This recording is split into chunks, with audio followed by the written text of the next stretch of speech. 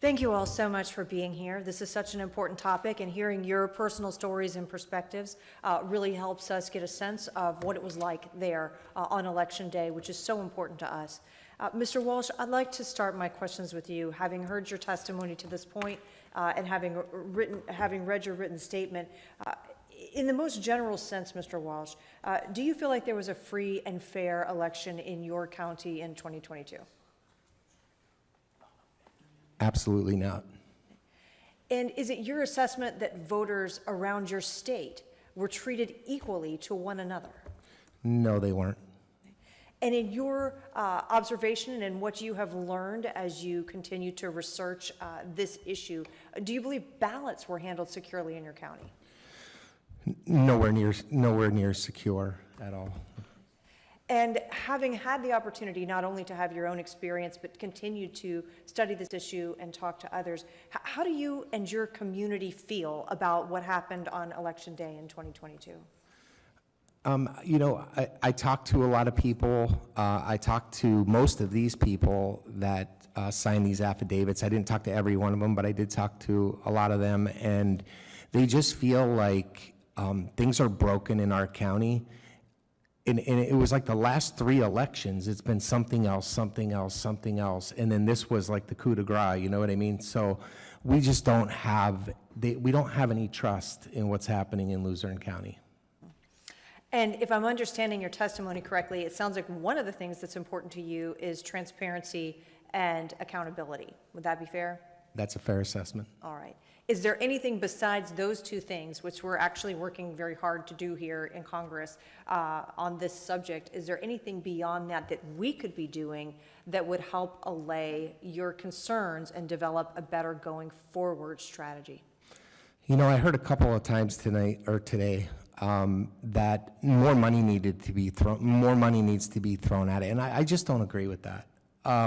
I think there's a core issue and a core problem, and it may be a handful of individuals. I'm not pointing my finger at any one person. We need to find out what the problem is. A $65,000 salary for election bureau, our average single income in Luzerne County is just over $29,000, $54,000 for a couple. So a $65,000 salary for an election bureau director is not a bad salary in our town.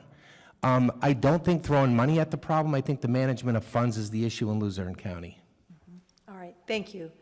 Mr. Herring, I'd like to pose a similar question to you. Do you have any observations based on what you have seen and what you have heard today about how we might be taking action to ensure that our future elections operate more effectively? Well, I know it's an unpopular thing apparently, but accountability, as again has been stated so much in this room, but even more so, the Luzerne County Board of Elections has in their own rule book that they can conduct an internal investigation into what happened. So when it goes to the accountability piece, I think that's an important part. They could have conducted their own investigation. That's why they're in those positions. They didn't get asked to go into those. They signed up and said, I'll do this. They had to agree to it. So why didn't they conduct their own internal investigation before turning it over to the district attorney? And I think it goes back to accountability. Either they didn't understand their own rule book or they didn't want to follow it. But that's one of the big issues that needs to be looked into as well. Because now they hide behind, they shield themselves under this current investigation. Thank you, Mr. Herring. And Mr. Fitzgerald, to you, is there anything that you would add in terms of what we should be looking at and what we should be attempting to implement or do going forward to ensure we have better elections in the future?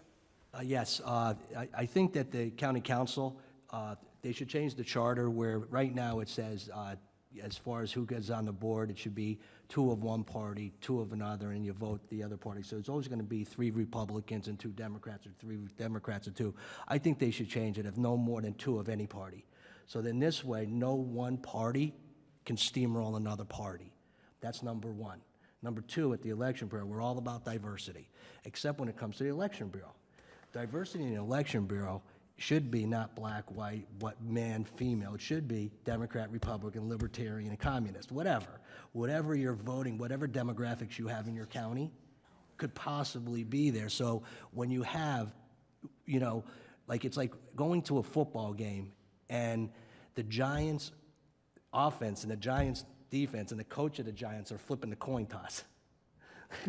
Hey, it's heads. How the hell are we supposed to know if it's heads or tails? Are you kidding me? That's what we have that's what we have in our county.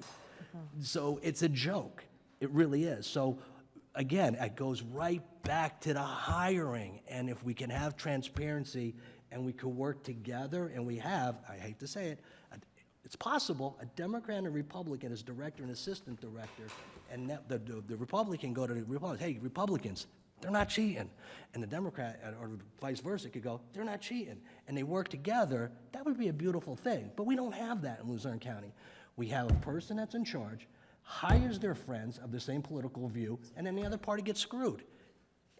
It doesn't take a rocket science to figure that one out. So if you want to ask me, I know it's against the law. You're not allowed to hire people based on their political views. But, you know, when people are interviewing for the job, they just go on Facebook, Google, or the voter list and find out how they voted, and they could hire whoever they want, and they could say they didn't know, but they do. Right. Well, thank you, gentlemen, each for sharing your stories and your perspectives with us here today. Mr. Chairman, I yield back.